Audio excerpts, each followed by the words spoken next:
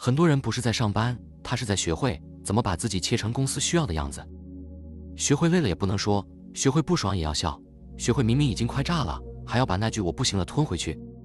把麻木叫成熟，把忍耐叫专业，把被榨干叫责任感。你以为你是在赚钱，但很多时候你是在练习怎么长期出卖自己，又不让自己看起来太难看。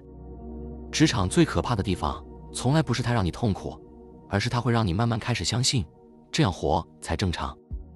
这期看完，你会看见几件事：你们那些我真心工作其实还可以，我老板人不算太差，这个月撑过去就好了，根本不是你的真心话，那是你的大脑为了让你能够继续活下去，帮你编出来的故事。而那个让你倾斜、焦虑、周日晚上开始胃痛的东西，很可能根本不是压力大，是你的精神系统的选择，正在被一个你以为自己的体质一点一点重新整理。如果你每天都很累，却又说不上来自己到底在撑什么，那今天这期就是在拆你。欢迎回来，我是瑞。今天我们拆一个几乎每个上班的人都活在里面，却很少真的说破的东西。职场不是职场，它是现代人最体面、最稳定，也最不容易逃走的奴隶营。第一层，工作场所不是在交换劳动，它是在交换你的可耗损性。你以为职场的本质是我给你时间和技能，你给我薪水，公平交换，市场机制，一个愿打，一个愿挨。但你有没有想过，为什么公司请你的时候不是只买你的8小时产出？为什么会要你随时待命？为什么会要你有团队精神，愿意牺牲个人时间？为什么会要你抗压性高，等于能承受异常工作量？因为公司买的从来就不只是你的时间，公司买的是你可以被消耗到什么程度。社会学家 Arlie Hochschild 在1983年提出一个概念，叫情绪劳动 （emotional labor）。他发现，现代职场除了要求你做事，还要求你演得有热情，演得有抗压性，演得喜欢公司，演得乐于加班。而这种演是不付钱的，但它消耗你最深层的东西，你的情绪，你的睡眠，你的人格稳定度。你以为你领的是薪水？不，你领的是被允许继续耗下去的许可证。而公司在计算你的价值的时候，从来不是算你产出多少，公司算的是你还能耗多久才会坏掉。坏掉之前你都是资产，坏掉之后你就会变成履历上一个被替换的位置。这就是为什么很多人工作几年以后会开始出现一种很诡异的变化。他不是不会痛了，而是他越来越擅长在痛的时候假装没事。他不是不累了，而是他越来越会把累包装成最近比较忙。他不是没有愤怒，而是他已经学会把愤怒翻译成比较体面的词，比如压力、沟通问题需要磨合。这不是成长，这是驯化。第二层，最可怕的不是剥削，而是你开始替剥削说话。真正高明的奴役从来不是靠锁链，而是让你觉得这一切本来就合理。职场最成功的地方不是他一直命令你，而是他会慢慢把自己的语言长进你的脑子里。这里有一个问题，如果职场真的这么黑暗，为什么大部分人不会起来反抗？为什么大家还会说我老板其实人不错了？会说这份工作虽然累，但学到很多？会说公司给我机会，我应该感恩？心理学上，这叫系统正当化 （System Justification Theory）。1994年，纽约大学心理学家 John Jost 提出这个理论。他发现一件残忍的事：当人类处于一个自己无法逃离的系统里，大脑会自动产生一种防卫机制，把这个系统合理化成其实没那么糟。为什么？因为承认自己被困在一个烂系统里会让你崩溃，承认自己每天上班是在被消耗，你会睡不着；承认自己的老板是在剥削你，你会愤怒到无法上班；承认自己花了人生大半时间做没意义的事，你会想跳下去。所以你的大脑帮你说谎，它让你相信我这份工作其实还行，它让你相信我老板只是压力大，它让你相信再撑一下，撑过这个月就好。而这个谎言让你能够继续活下去。但代价是什么？代价是你不只被剥削，你还开始主动替剥削你的人辩护。你会在朋友抱怨公司的时候说，公司也有公司的苦衷；你会在新人抱怨加班的时候说，我们以前更惨；你会在自己被坑的时候，先检讨自己是不是不够努力。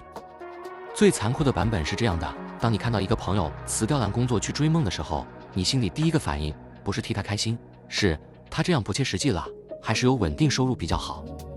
你不是在劝他，你是在替你自己的不敢动找一个体面的理由。这就是系统正当化最黑的地方，它让被剥削的人变成体制最忠诚的卫兵。而你还以为你是在现实。第3层，稳定感会成为最强的精神镣铐。那为什么你不走？明明知道有问题，明明累，明明不开心，为什么你还是每个月准时上线？你会告诉自己，是因为稳定，我有房贷，我有家庭，我有保险，我有劳保，我有年资，听起来都很合理。但让我问你一个问题，稳定这2个字到底是什么时候变成你人生最高的价值的？你小时候会这样想吗？你大学的时候会这样想吗？你会不会其实是被慢慢喂成这样的？行为心理学上有一个东西叫制约反应 （conditioned response）。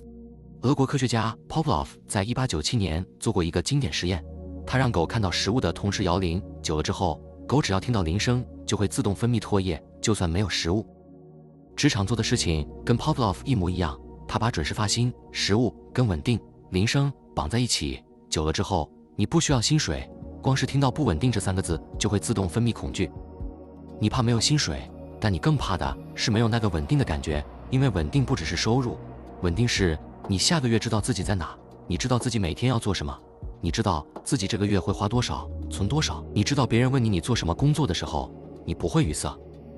稳定提供的不只是钱，它提供你一整套现成的人生答案，而一旦你习惯了不用自己想答案这件事，你就再也回不去了。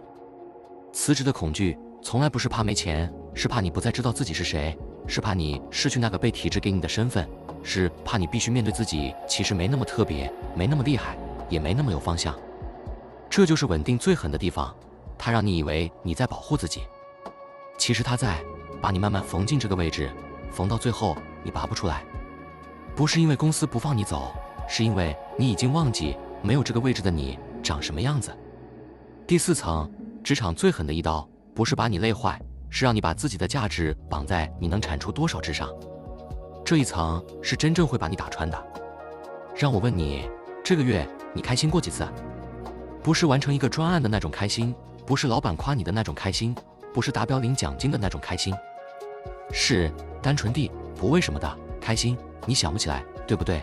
因为现代职场做的最彻底的一件事，叫把你的自我感跟你的产出锁死。心理学上有个术语叫条件式自我价值 （contingent self-worth）， 意思是你的自我评价完全建立在某个外在条件上。